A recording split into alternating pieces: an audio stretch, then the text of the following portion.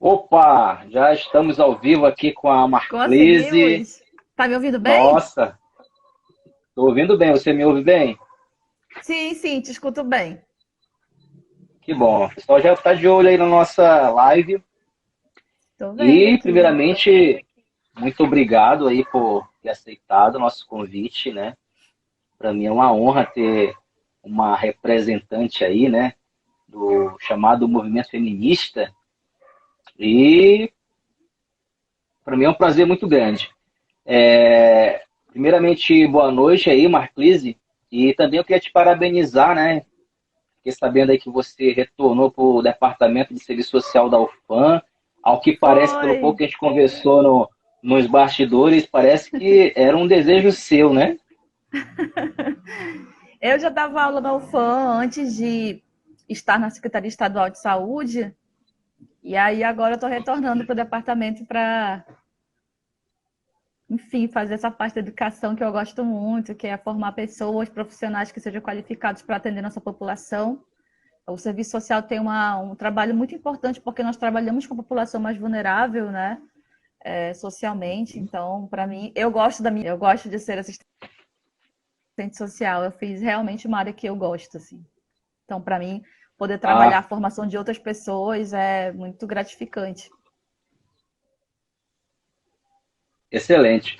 Está cortando um pouco a tua conexão, mas vamos tentar dar início à nossa entrevista assim mesmo, porque a internet de Manaus é assim, né, Marcos? Infelizmente, sempre que a gente faz uma live aqui, pessoal de Manaus, é essa situação. Bom, gente, é verdade. Marclise, ela é formada em serviço social e ela é mestre em sociologia, né? Professora da UFAM e servidora aí do Estado também. E a Marclise, gente, ela faz parte de uma frente, né? De um movimento social que tem como bandeira, uma das suas bandeiras principais, o feminismo, né? Que muita gente ainda se confunde, né, Marclise? O que, que é o feminismo, o que, que é exatamente isso. E muita gente também acredita que é algo muito novo, né? E não é. O feminismo, ele surge no século XIX ainda, né? Com algumas pensadoras, ainda no século XIX na Europa, né? E existe esse pensamento no senso comum de que o feminismo ele busca a igualdade entre homem e mulher, né? Tem muitos conceitos ainda da sociedade, dentro do senso comum, que se confunde com o que é realmente o feminismo, né? Eu penso que seja um movimento que busca a equidade, né, entre gêneros.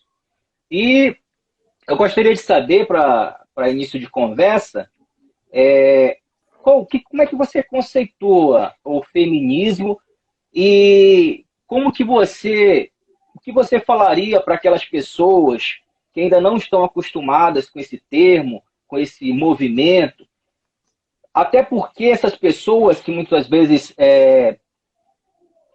estão assim contrariadas, muitas vezes não gostam desse termo feminismo, não concordam, dizem que é um movimento ideológico, enfim. Eu queria que você falasse para essas pessoas também o que, que é exatamente isso, né? E por que, que essas pessoas carregam esse tipo de pensamento? Será que é exatamente essa herança que temos histórica de que vivemos em uma sociedade, um ambiente social altamente patriarcal? Será que isso tem influência nesse senso comum da sociedade? Bom, Daniel, primeiro quero iniciar agradecendo o convite de poder estar aqui com você. Foi uma grata surpresa, não o conhecia e a partir desse contato da internet ela possibilita isso, né? A pandemia nos trouxe tantos problemas, mas ao mesmo tempo nos levou para um lugar que era o lugar da tecnologia, nos permitiu nos aproximar de muitas pessoas, né? Localmente, nacionalmente, inclusive internacionalmente também. E você fez contato comigo pela internet, a gente foi conversando, se conhecer um pouco. Então, muito prazer de te conhecer. Que bom saber que pessoas como você, que é ligado às forças, né, de segurança, você é PM, você é enfermeiro, e está discutindo temas tão importantes. Eu vi que o Jesse Orelana acabou de entrar aqui. Um abraço aí Jeff, um por Elana. abraço. Tá ruim a internet dele. Você é uma grande referência para nós na área da saúde. Você sabe disso, já te falei isso uma vez num post de Facebook, e é mesmo uma pessoa com bastante responsabilidade com a saúde pública. O Alan também, que é um grande jornalista também, comunicador, entrou aqui. O Agenor também acabou de entrar. Então, assim, queria agradecer quem está assistindo, quem vai assistir. Eu acho que deve ficar salva essa nossa conversa de hoje. E essa oportunidade de poder conversar sobre isso, né? E eu sempre digo no movimento feminista que a gente só vai conseguir uma sociedade com equidade de gênero quando a gente trouxer também os homens para junto da gente, né? Nesse processo. Porque uma nova sociedade, com homens respeitando mulheres, a gente só vai conseguir à medida que vocês, homens, forem debatendo uma temática como essa, forem querendo entender, né? Não numa perspectiva de ser ensinado, doutrinado, mas de vocês entenderem que esse é um debate importante, necessário para preservar e para também enaltecer a vida das mulheres. O feminismo ele tem essa característica, né? Qual é a grande questão do feminismo? E assim, o nome feminismo ele surge realmente no século XIX, como bem colocou o Daniel, mas a gente diz no movimento feminista que a prática feminista, que a luta das mulheres por direitos, ela vem de muito antes, né? Então a gente já tinha ali um germe da luta das mulheres desde a Revolução Francesa, mulheres que morreram porque queriam que as mulheres tivessem mais direitos, queriam que as mulheres pudessem ter direito na sociedade a lugares políticos, a lugares de posição. Mulheres morreram por conta disso, né? Tem uma mulher que o Robespierre mandou ela para a guilhotina, porque ela dizia que aqueles direitos que foram colocados na Revolução Francesa privilegiava só os homens, ela queria que fossem inseridas as mulheres. E por ela solicitar isso, por ela requerer isso, ela foi presa e guilhotinada, né? Então isso foi século XVII, então é bem lá atrás, bem antes do século XIX. Então essas mulheres que lutam por direitos, elas já existiram desde sempre. Não existia a nomenclatura feminismo, mas existiam as mulheres lutando por seus direitos. Porque o feminismo ele é exatamente isso. O feminismo não quer a morte dos homens. O feminismo não quer uma mulher oprimindo toda a classe masculina. Não tem nada a ver com isso. O feminismo é simplesmente o nosso sonho e o nosso desejo de ver as mulheres ocupando os espaços, sendo respeitadas, não sendo violentadas, podendo ocupar com qualidade, podendo estar lá junto com os homens, seja na política, seja no mundo do trabalho, seja no ambiente doméstico, porque não é só o papel da mulher só cozinhar e cuidar do ambiente doméstico, do homem também, a gente compartilhar com mais igualdade essas tarefas. Então, o feminismo tem a ver com isso, né? Aí você colocou um tema, Daniel, que tem a ver com o patriarcado, né?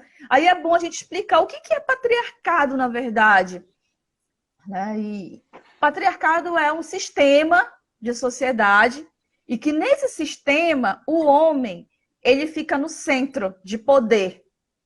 Então, o poder na sociedade, aí na esfera da política, na esfera econômica, na esfera doméstica, o homem ele tem esse poder dentro do patriarcado. Ele que determina, ele que toma as decisões, e as mulheres, cabe a elas servir a esse homem e obedecê-lo, não é respeitar. Respeito é uma outra coisa, mas obedecer. Então, no regime patriarcal, as mulheres são colocadas numa posição de subalternidade, de servir sempre, né, sem questionar. Esse é o sistema patriarcal. E é esse sistema patriarcal que nós, que somos feministas, nós não concordamos. Porque, para nós, a sociedade ela precisa ser construída de uma maneira em que homens e mulheres possam ter os mesmos direitos de construir, de opinar, de ocupar, né? Que homens e mulheres possam ter as mesmas responsabilidades em relação à família, em relação à política. As mulheres conseguiram votar muito tarde, minha gente, muito tarde. No Brasil, a primeira experiência foi em 1934. Olha só, a República já estava instituída há muito tempo, né? Então, a gente teve o direito ao voto muito tarde. Estou falando de Brasil, porque tem lugares no mundo que até hoje as mulheres não votam, só votam os homens. Então, assim, tem muita mulher aí, mundo afora, lutando ainda pelo direito de votar. No ambiente doméstico, por exemplo, não sei se quem acompanha, mas só em 1972 foi que as mulheres tiveram o direito a reivindicar a guarda das crianças, dos filhos. Se você for atrás do Código Civil, e eu leciono a disciplina de Direito de Família, a gente vai dando uma olhada no direito de família e vai vendo que as conquistas das mulheres, elas vieram no Brasil na década de 60, de 70, na década de 1920, era legítimo o homem matar a mulher por uma questão de honra, se ele assim entendesse que ela tinha o traído, sabe? Então, assim, ser feminista é lutar por os direitos das mulheres, para que essas mulheres tenham a sua vida, não sejam violentadas, sejam respeitadas nos seus direitos, nos mais diversos âmbitos da sociedade. Isso é feminismo, sabe? E aí eu acho que é isso que a gente precisa entender, que infelizmente a gente vive na sociedade da desinformação, né, Daniel? É tanta desinformação, aí falam mal de feminista, falam mal do feminismo, não sabem do que se trata, passam informações que não são verdadeiras. E a gente precisa conversar sobre isso. Então, assim, queria finalizar essa primeira fala te parabenizando por isso. Porque iniciativas como a sua, que vão realmente discutir seriamente esse tema, são muito necessárias. São muito necessárias. Claro. Se a gente discutisse mais isso, tinha menos desinformação. É isso. É verdade. Isso que você falou é até engraçado, viu, Marclise? Porque a ideia da sociedade, né, do senso comum, é que quando você vê uma rede social ligada a um policial, um militar, ou a um militar das Forças Armadas, você logo faz a conexão com vídeos de violência, de apreensão, de estar expondo o pessoal da periferia, quando é pego ali numa situação de crime, né? E entre outras coisas, né? Que eu acredito que seja realmente, né, um viés aí das pessoas que optam por esse tipo de divulgação, mas eu, quando decidi criar essas contas nas redes sociais, eu tinha em mente que eu precisava fazer algo diferente, né? Eu precisava fazer algo, trazer conteúdo que eu acredito que edifique a sociedade como um todo, né? Trazendo exatamente problemáticas sociais e dentro de um debate democrático, um debate justo, a gente possa buscar soluções, né? Então, quando tem gente que pergunta, pô, mas você lá abriu a conta lá, Sargento Daniel, você só coloca coisa de esquerdista, muitas vezes ele fala essas coisas, né? Então, é isso, né? A gente tem que lutar contra essa ignorância, né? Que eu chamo de ignorância, porque... E não é ignorância no sentido pejorativo, não, né? É ignorância no sentido de falta de conhecimento mesmo, né? De falta de base para algumas situações.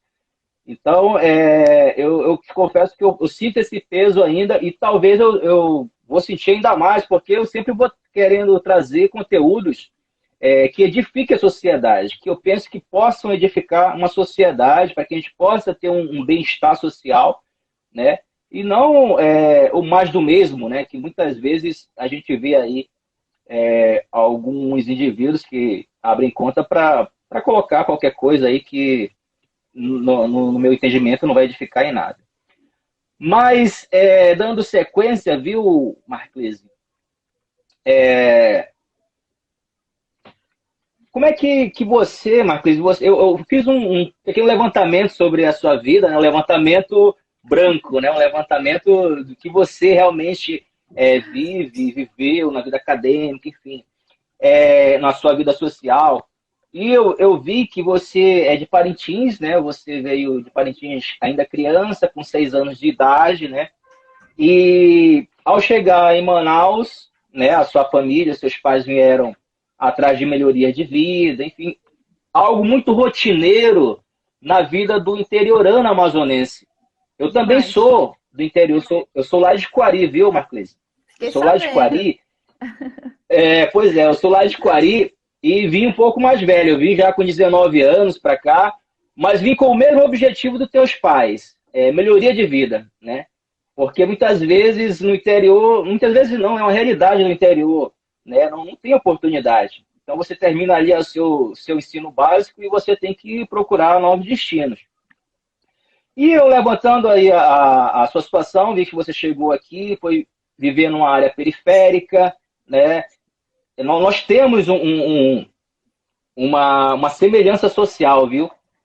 Não só porque a gente veio do interior, não só porque a gente é pardo, não só porque a gente viveu numa zona periférica de Manaus, não só porque a gente estudou em escola pública, né, eu também sou da escola pública, mas porque a gente também sentiu dificuldade de entrar com essa base de ensino da escola pública, do ensino público no interior do estado do Amazonas. Eu acredito que você teve essa mesma dificuldade que eu tive de ingressar na Universidade Federal, como foi a UFAM, né, com o conhecimento que a gente tinha, né? Então a gente sofreu bastante. Então eu queria saber de você que veio dessa realidade, né? Uma mulher que veio dessa realidade, nossa, como é que você iniciou o seu processo desses movimentos sociais? O que, que te chamou a atenção? Qual foi o primeiro convite? O que, que te levou para esse caminho? Foi uma literatura? Foi realmente a realidade do teu ambiente social? O que te levou a ser membro desses movimentos em prol ao direito das mulheres? Bom, vamos lá, começar do começo. Você falou muitas coisas, né? Eu soube que você é de Coari. Eu tenho uma amiga que foi sua professora, a professora Priscila da UFAM, da Faculdade de Enfermagem. Nós somos amigas. Ela, quando eu Quem é? falei. Oi? Quem é a Oi? professora? Quem é a Professora professora? Priscila. Priscila. Ah, Priscila, sim, sim, sim. Ela disse que foi tua É professora na professora. UF... já te conhece. Me deu boas referências de você. Sim, enfermeira Priscila. Ah, e aí a gente começou a conversar e tal. Eu digo, mano, me fala quem é esse Daniel, porque ele entrou em contato comigo, não sei quem é, alguém conhece. Que a gente sempre se comunica, assim, porque para nós mulheres a questão da segurança ela é muito importante, né? Então a gente sempre se comunica para ver quem é, né? Quando um homem, sobretudo quando um homem do sexo masculino tem contato, a gente vai se conectando com a mulherada para também ter um ambiente de segurança para a gente, né? Mas aí teve ótimas referências suas. Ela pulou já lá e disse, não, eu conheço, ele é gente boa, ele é do bem, ele é uma Obrigado aí pela pessoa propaganda, viu, Priscila? progressista e tal. Aí eu disse, ai, que bacana. Então, vamos lá conversar com o Daniel. Então, assim, eu me considero uma mulher afro-indígena, para começar. É um debate que o feminismo decolonial faz, porque no feminismo a gente tem essa possibilidade de discutir um pouco do lugar dessas mulheres, né? O que são essas mulheres? Então, no nosso caso, por exemplo, nós somos da Amazônia brasileira. E na Amazônia, a gente tem essa relação da população indígena com a população negra, que é o lugar de onde eu venho. Então, a minha avó, ela era indígena, né? E o meu avô era um homem negro, vindo do Ceará. Eu tentei, no ano de 2019, buscar um pouco isso, porque eu queria saber qual era a etnia dela, que, infelizmente, na nossa família isso foi uma coisa que ficou apagada e os nossos familiares quase não falavam sobre o assunto. Eu descobri muito recentemente. E eu fui atrás dessa história, ainda não consegui concluir ela. Espero que consegui, porque eu quero muito poder ter um reconhecimento também. Muito provavelmente do povo saterê, mas eu tenho que investigar mais para saber se chega mesmo nessa etnia. Então, por conta dessa reflexão que eu tenho feito mesmo, de me auto-reconhecer, hoje eu digo que eu sou uma mulher afro-indígena, porque eu sou resultado dessa relação, né? E eu me classifico como uma mulher negra, porque no Brasil o pardo ele é uma variação, né? E para mim, por conta dessa toda relação, eu me identifico como uma mulher negra. Então, isso eu queria pontuar isso, porque eu acho que esse processo de reconhecimento ele é muito importante para a gente. Eu comecei a pensar sobre isso só quando eu tinha 21 anos, porque, infelizmente, na sociedade brasileira, a gente é educado para achar que tudo que se relaciona ao negro ou ao indígena é algo ruim. Você precisa se afastar disso para você ser uma pessoa melhor aceita, né? Para você melhor se inserir, você precisa não ser isso. E para mim, hoje eu já me livrei dessas coisas. Então, para mim, quanto mais eu tiver uma identidade com os nossos povos originários, com a população negra, que são populações que são riquíssimas de sua cultura, a gente precisa muito discutir sobre isso. A outra questão é o acesso à universidade, né? Realmente a minha mãe eu sou filha de pequenos agricultores, né, em Maués, ela era professora em Parintins, desculpa. E aí ela disse, vamos para Manaus, porque aqui, infelizmente, não tem estudo para os nossos filhos e não vai dar, não vai rolar. Então a gente veio, morei em muitas ocupações, eu morei na ocupação do Zumbi, né, dos Palmares, assim, do Zumbi dos Palmares, que hoje é um bairro consolidado, mas foi uma invasão no início, a gente estava lá, correndo da polícia ainda, porque atrás de moradia, né, que é a luta por moradia, é uma luta muito árdua. Até hoje eu não tenho casa própria, moro alugado. Quem sabe um dia eu terei minha casa própria, minha moradia. Mas a luta por moradia marcou muito a trajetória da minha família, assim. Você vive na periferia, como é que você vai estudar?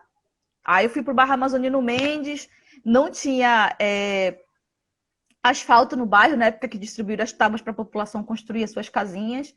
A gente ia estudar colocando uma sacola no pé, quando chovia, porque não tinha asfaltamento as ruas, para poder chegar lá perto da pista onde tinha asfalto, para conseguir ir para a escola, né, que ficava a 25, 28 minutos longe de casa, no núcleo 23, né, da Cidade Nova, que era a Escola Estadual Osmar Pedrosa. Então, assim, não foi fácil, não foi fácil mesmo.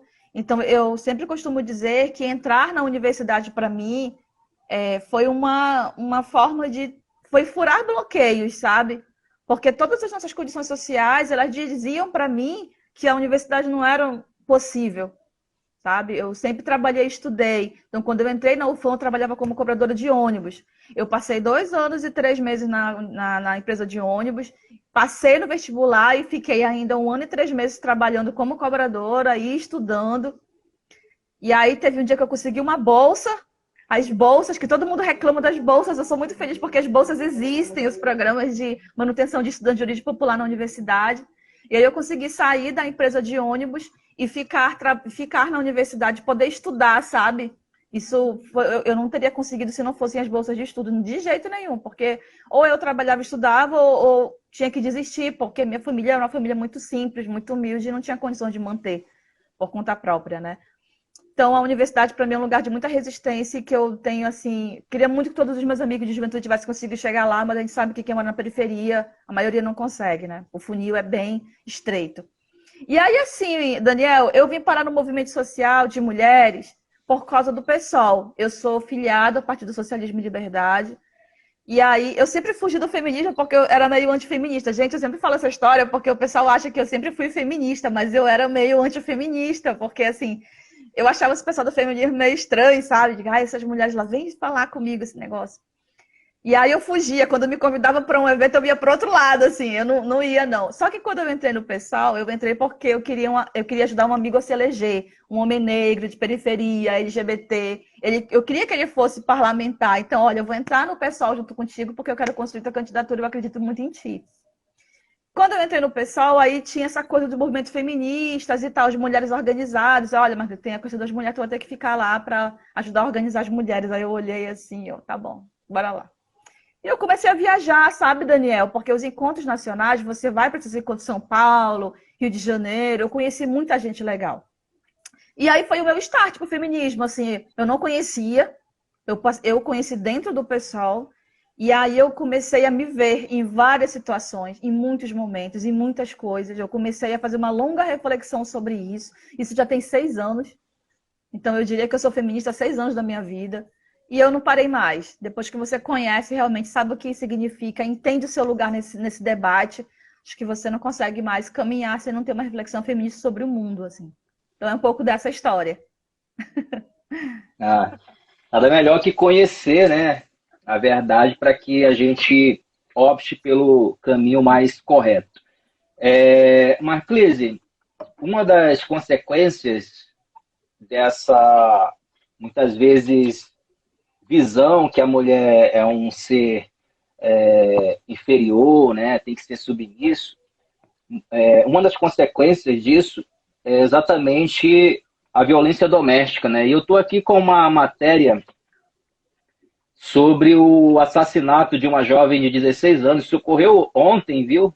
Lá na cidade de São Paulo. Foi assassinada pelo ex-namorado com um tiro na nuca, né? E parece que, com o passar do tempo, assim, né, com as informações de forma instantânea, isso parece que querem naturalizar essa situação dentro da nossa sociedade. E o que eu penso é que nós não podemos permitir que isso seja naturalizado. E exatamente esses movimentos sociais que você faz parte, luta, para que isso não ocorra. Eu estou aqui com um relatório da ONU, viu, Marclese? Relatório do ano passado, que coloca o Brasil na quinta colocação dos países que mais matam mulheres, né? Onde é mais perigoso ser mulher. E o Brasil está em quinto lugar. Isso é um dado muito triste, infelizmente, né? E eu gostaria de saber o que você pensa sobre isso, sobre esse triste ranking que o Brasil é destaque, né? E outra coisa também que é bem importante lembrar para quem está vendo a gente é que esse termo feminicídio, ele só foi levantado há 40, 50 anos atrás, salvo engano, você pode me corrigir, era um termo que não era conhecido, né? Então tudo era homicídio, né? Então se generalizava tudo. E o feminicídio foi levantado, a princípio, pela sul-africana Diana Rousseau, que era uma socióloga, né? E pela mexicana Marcela, só um minuto, Marcela Lagarde, antropóloga. Então foram as primeiras mulheres a levantar esse termo feminicídio, que nada mais a lei agora diz, que é o assassinato de mulheres pela condição dela ser mulher, né? Como é que você vê isso, esse triste ranking, essa triste participação do Brasil nessa situação, nesse ranking aí de mortes? Como você avalia essa situação? Então, Daniel, acho que é importante puxar também outros dados aqui, além desses que você trouxe, do ano de 2020, né? O ano de 2020 ele foi um ano muito difícil para nós mulheres, porque foi o ano da pandemia. Então, assim, da pandemia, o início desse processo todo que a gente está vivendo hoje, né? E muitas mulheres que sofriam agressões, tiveram que ficar dentro da mesma residência com um agressor, por exemplo, que ele não estava mais tinha que trabalhar ali em casa e tudo mais, né? Então, assim, tem um dado que o Ministério da Mulher, Família e Direitos Humanos divulgou, que os canais, que é o Disque 100, o Disque 180 do governo federal, eles registraram em 2020 105 mil denúncias, né? 105.821 denúncias de violência contra a mulher no passado. São muitas denúncias, né? Isso corresponde numa medida de 12 denúncias por hora de violência contra a mulher. Nossa, é muito, hein? É muito! Imagina, a gente estar conversando aqui, tem uma mulher sendo espancada, sendo violentada, entende? São muitas mulheres. É um dado muito triste do nosso país, isso. Isso é uma coisa. A outra coisa que você traz é uma coisa que me incomoda bastante, e eu falo como mãe e como assistente social também, que é essa matéria que saiu dessa jovem de 16 anos, né?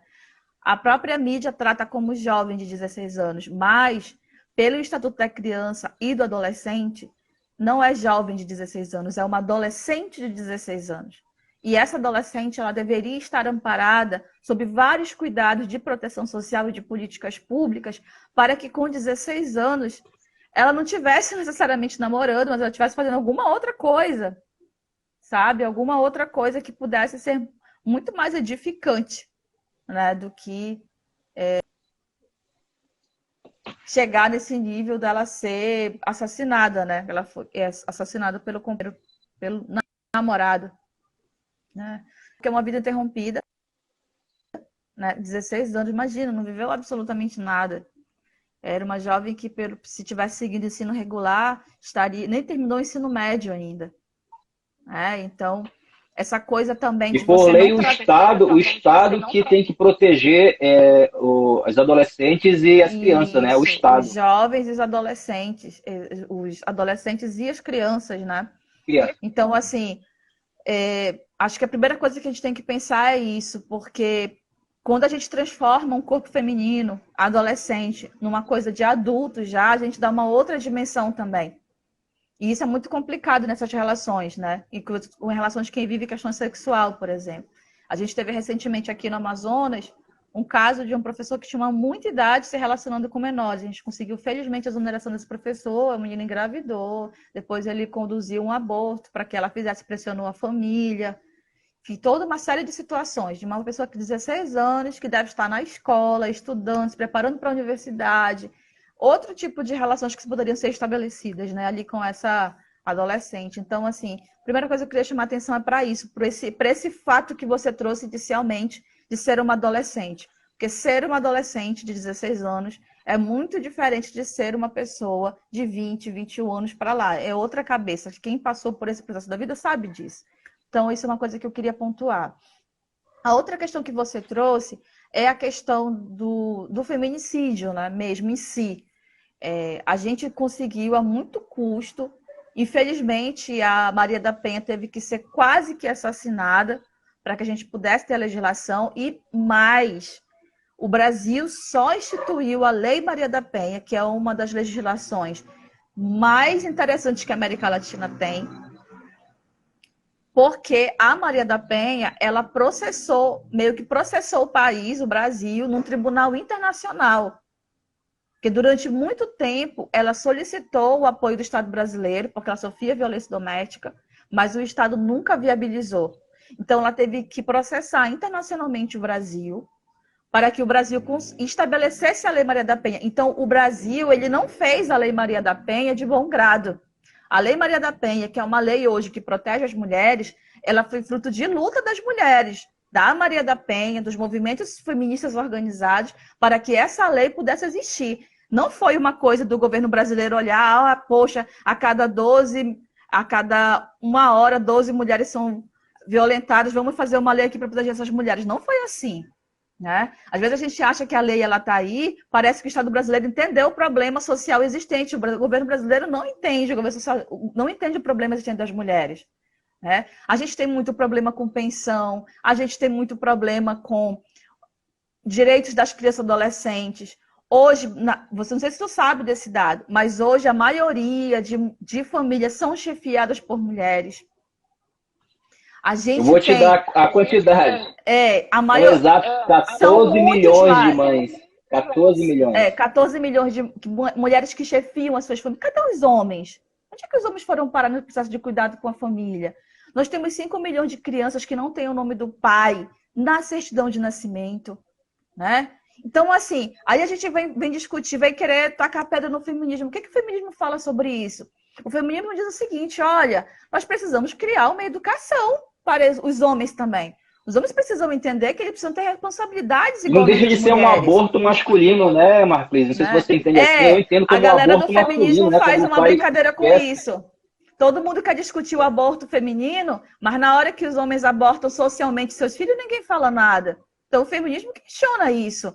A gente tem que fazer a responsabilidade paterna ser algo muito mais debatido. O feminismo debate isso. E quem mais debate isso na sociedade? Sabe? Então, essas questões, elas precisam ser postas, sabe, Daniel? E isso é um debate que o feminismo faz, que nós, mulheres organizadas, fazemos. Então, assim, tem muitas coisas a serem debatidas nisso. Essa palavra feminicídio, por exemplo, ela foi fruto de muita luta. E tem gente até hoje no campo do direito que discorda do uso do termo. Porque foi só quando a gente estabeleceu a palavra feminicídio, foi que nós conseguimos ter um retrato estatístico da quantidade de mulheres efetivamente mortas. Porque até então, tudo é classificado como homicídio. Né? E o feminicídio a gente não conseguia ter essa dimensão. Coisa, viu? É tão recente a coisa, viu, Marclis, que a lei que estabelece esse termo, que reformou aí o código, esse artigo do Código Penal brasileiro, ela é de março de 2015, a Lei 13.104. Então é uma lei muito recente, é algo muito novo, para um problema muito velho, né? Muito antigo. Para um problema. Então parece que o debate sobre a LGBTfobia também tem a ver com isso. A galera que é do movimento LGBT tem feito também uma luta para que crimes ligados à LGBTfobia também possam ter um enquadramento jurídico, para a gente ter uma dimensão real de qual é a quantidade de mortes diárias de pessoas LGBTs. Porque hoje a gente não consegue ter esse dado qualitativo, porque tudo é enquadrado como um homicídio. Né? Então tem essas coisas parecem bobas, às vezes o pessoal, por que vocês lutam por causa disso? Parece uma coisa significante, mas para a gente que está ali no fronte dos movimentos sociais, para nós que estamos nas políticas públicas, esses dados quantificados, eles nos ajudam a ir atrás de recursos para políticas públicas, eles nos ajudam a planejar ações que combatam essas violências. Então, qualificar o crime ele é algo importante para quem trabalha com política pública. Eu acho que é isso que as pessoas não conseguem entender, da importância desse debate de você poder enquadrar, você poder nominar determinada situação de violência, como é o caso do feminicídio e do LGBTcídio, né, que o pessoal está lutando aí para tentar Verdade. também criar. É nessa seara que a gente quer entrar agora, viu, Marclise, das políticas públicas.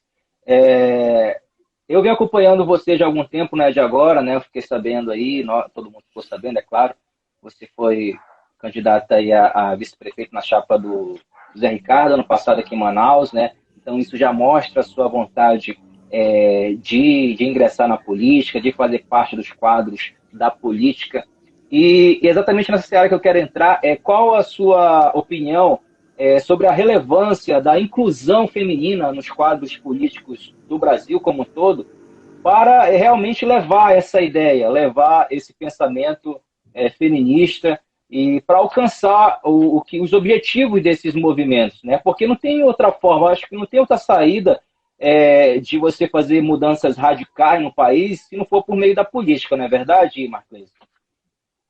Exatamente, Daniel, exatamente isso.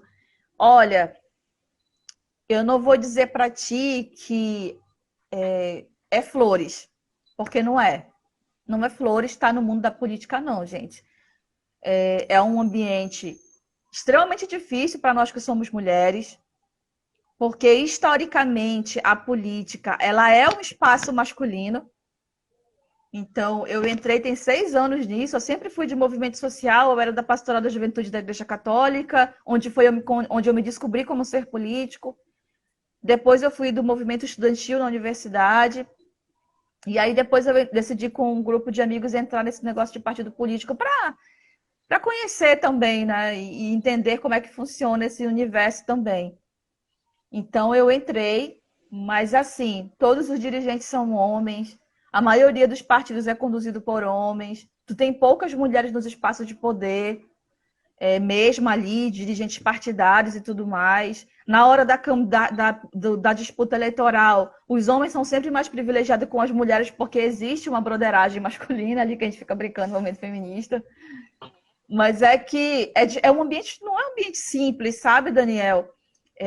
Eu construí com as meninas, eu só ando em bando, porque eu não gosto de andar sozinha, não. Porque andar sozinha nesses espaços, você não dura uma semana, você quer vontade de ir embora. Não dá, não tem. E assim, eu tô no campo da esquerda, né? Que para todo mundo é um campo. O pessoal que é das feministas, o pessoal que é dos LGBT, do pessoal do movimento negro. As crianças do quilômetro estão aqui acompanhando, agora eu vi elas entrarem aqui.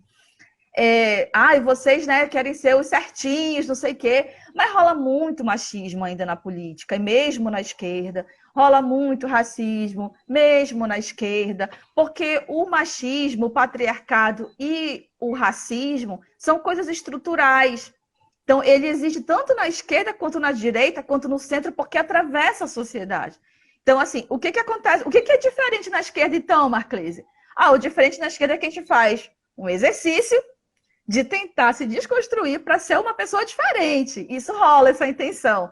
Mas a gente se reproduz muito, Daniel. A gente está muito distante ainda de ter realmente relações com equidade de gênero, não racistas, dar espaço para mulheres negras, mulheres ocuparem espaços. Ainda falta muito.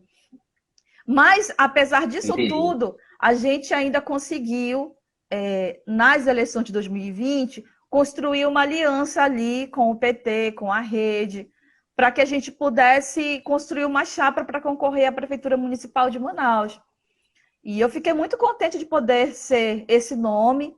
Eu tinha me projetado para estar com a bancada coletiva e disputar para vereadora, né, junto com a bancada coletiva, que é um projeto que a gente criou ano passado, em 2020.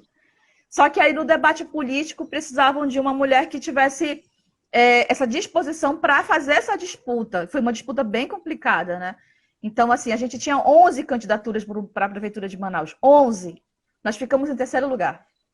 Tivemos mais de 130 mil votos na capital, Manaus. Foi uma boa votação, sim. Foi uma votação muito expressiva. O José Ricardo era o cabeça de chapa, que é uma pessoa que é deputado federal, que já tem um laço, o pessoal conhece. Mas a gente sabe também que o PT, por conta de uma série de disputas, está bem desgastado politicamente também, vai ter que levar uma longa caminhada para se reerguer, né? E estão fazendo suas movimentações aí nacionalmente. Mas disputar Manaus, que teve 60% da votação na nossa localidade, vinculada a esse governo que está aí, não é fácil. A gente sofreu muito, não foi assim, essa coisa boa, não. Era xingado na rua e não sei, ixi, nossa, os palavrões que chamam para nós, né? E aqueles palavrões de baixo calão também que a gente dá entrevista, porque ninguém, infelizmente, o mundo da política tem essa coisa, né? Mas assim, eu estou feliz do resultado que a gente fez.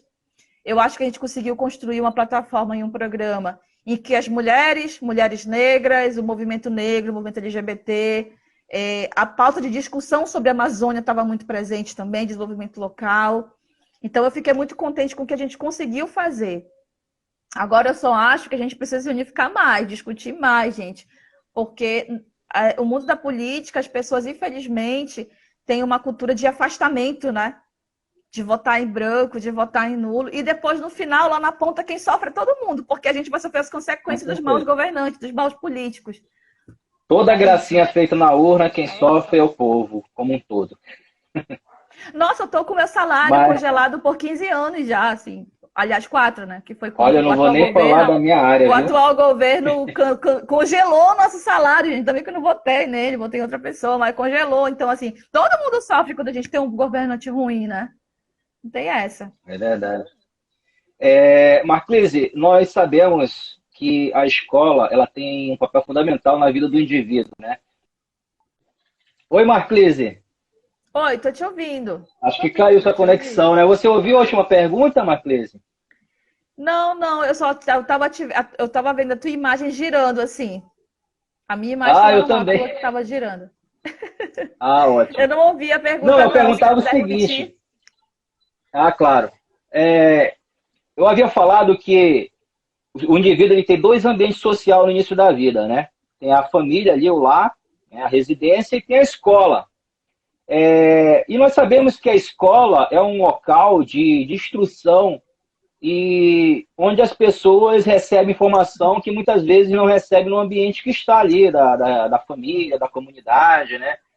Eu queria saber qual a sua opinião sobre o papel da escola em relação a educar as meninas para enfrentar esses problemas que foi relatado já durante a nossa conversa, para que pelo menos elas consigam...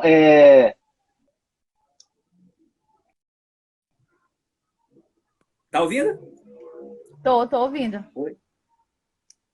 Pois como a escola pode ter o papel, qual a natureza da escola no papel para instruir as meninas, e os meninos também, claro, para minimizar esses problemas relacionados à violência doméstica. Vamos lá, então. Tomara que a conexão nos ajude. Então, Daniel, primeiro que eu penso que tá faltando gente mais profissionalizada na escola. Acho que a gente tem que começar por aí. Professor mesmo, professor tem que estar preocupado em fazer a sua disciplina, montar a sua didática, ministrar suas aulas, fazer projetos, obviamente, didático-pedagógicos. Está faltando psicólogo, está faltando assistente social na escola, né? 2 profissionais que podem dar uma contribuição muito importante com outras ações socioeducativas e de acompanhamento que as crianças e adolescentes precisam, né? Hoje, a gente está passando por um momento que é um grande debate, porque a gente está tentando discutir a questão de como trabalhar a questão da educação sexual na escola. Esse é um debate que está posto, está sendo colocado em todo o país. Existe muita divergência sobre esse tema, sobre como que a escola vai fazer isso, e tem gente que defende que a escola não deve fazer isso, que isso não seria atribuição da escola. Só que, na minha opinião, como professora, como educadora e como mãe também, que tem essa dimensão aqui também, eu também sou mãe, né? Então, assim, seria muito importante que, de forma responsável e com qualidade profissional, os nossos adolescentes e nossos jovens tivessem acesso a debates sobre religião de matriz africana, sobre educação sexual, sim, sobre a questão da cultura afro-brasileira, né? Então, assim, a gente precisa ver a escola como esse espaço de uma educação para a vida. E não só como uma educação para preparar para o vestibular, né? Porque, por exemplo, você trabalhar com a questão da educação, tem algumas coisas que é muito possível fazer, né? Então, só que tem que ser feito de maneira responsável, didática. Acho que isso tem que ser amarrado no plano pedagógico. Ninguém, crianças e adolescentes a fazerem sexo deliberadamente. O debate ele não é esse, gente. O debate ele é outro. Na escola é onde aparecem os primeiros lugares em que a gente vai perceber, por exemplo, que uma criança está sendo violentada em casa. Só que ela não sabe que ela está sendo violentada. Porque o agressor que mora na família, que é da família na sua grande maioria das vezes, e tem muitas pesquisas nesse campo provando isso, ele torna aquele ambiente natural para aquela criança adolescente, como se fosse normal isso acontecer. A gente tem relatos, por exemplo, da menina de 12 anos, 13 anos, só saber que não é mais virgem quando as coleguinhas começam a perguntar e se questionar, né? Poxa, mas e a tua primeira vez? Quando vai ser? E não sei o quê. Ah, eu quero que a minha primeira vez seja assim. E aí a menina olha, mas o que é a primeira vez? Do que vocês estão falando? Né? E aí elas vão trocando informações e ela descobre que ela está sendo violentada. Que a primeira vez, a primeira relação sexual dela já foi tomada há muito tempo. E aí é que ela vai ter noção da dimensão da violência. Então, se a gente tivesse um ambiente em que esses adolescentes pudessem ter uma orientação qualificada, técnica, responsável, a gente poderia, inclusive, criar ainda mais mecanismos de proteção para essa criança e para esse adolescente. Né? Porque, gente, olha, eu fiz uma palestra recentemente, Daniel, sobre do Maio Laranja, que é o Maio de Prevenção à Violência Sexual contra a Criança e Adolescente, e os dados são alarmantes. Você acredita que 40% dos casos são crianças de 0 a 5 anos que são violentadas? Então, assim, é muito sério o que a gente vive nesse país. É muito sério. E eu penso que é de uma irresponsabilidade tão grande quando eu vejo um parlamentar tratando um assunto desse como usar os adolescentes, sexualizar as crianças, de modo que a gente fosse ensinar as crianças nas escolas a fazer sexo, e não tem a ver com isso, gente. Eu acho uma responsabilidade muito grande, porque é um tema tão sério, que todo mundo deveria tratar isso com uma imensa responsabilidade, porque senão a gente vai continuar tendo essa sociedade da maneira como a gente tem, de muita violência contra esses corpos de crianças e adolescentes. E a escola poderia cumprir um papel muito importante nesse processo. A gente tem que discutir bastante isso, como vai ser, como sabe, tem que discutir. Eu não sou contra o debate da gente poder discutir isso, mas não discutir isso e não promover a presença de profissionais qualificados, como assistente social, psicólogos nas escolas, a gente não cria um ambiente seguro para nossas crianças e a gente vai continuar com muita evasão escolar, suicídios, crianças e adolescentes que desistem da escola, muitos casos relacionados com violência sexual. E pobreza também, né, que é o que tem acometido esses adolescentes e crianças. Então, é o que eu penso sobre esse tema que você levanta, Daniel. Acho que a gente tem que caminhar. A gente tem que caminhar de forma muito séria e responsável sobre esse assunto. Claro. Olha, o nosso tempo, felizmente, está se encerrando, viu? Parece que é 1 hora só, né, a live do Instagram. É só 1 hora mesmo. Então, eu gostaria de aproveitar aqui o espaço e agradecer novamente, né, você ter aceitado o convite. Espero que nós possamos ter outras conversas sobre outros temas. E muito obrigado, viu? Eu que agradeço, muito obrigado. Gente, das que compareceram aí, valeu, Josimendes, a Joyce Lohane, do Movimento Trans, veio por aqui também.